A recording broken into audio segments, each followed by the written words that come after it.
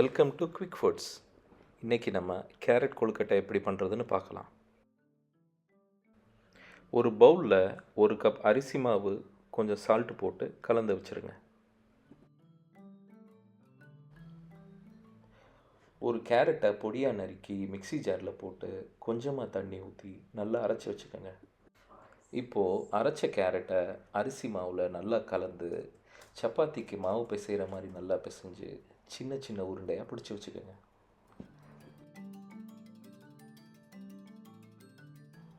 இப்போ ஒரு இட்லி பாத்திரத்தில் கொஞ்சமாக நெய் தடவி அந்த உருண்டையெல்லாம் எடுத்து போட்டு ஒரு 5 நிமிஷத்துக்கு வேக வைங்க.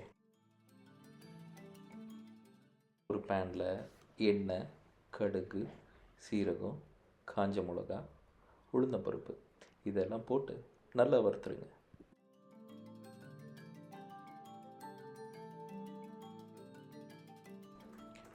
நல்லா பொன்னிறமாக வறுத்ததுக்கப்புறமா 1 கப் தேங்காய் துருவல் அதில் போட்டு திரும்பியும் நல்லா வறுக்கணும்.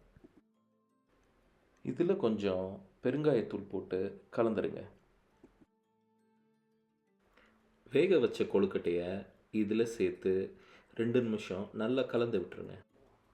கடைசியாக கொஞ்சம் கருவேப்பிலை, தேவையான அளவு உப்பு சேர்த்து நல்லா கலந்துட்டு அடுப்பை ஆஃப் பண்ணிடுங்க. கேரட் கொழுக்கட்டை ரெடி. நீங்களும் உங்கள் வீட்டில் ட்ரை பண்ணி பார்த்துட்டு எப்படி இருக்குன்னு கமெண்ட்ஸில் சொல்லுங்கள்.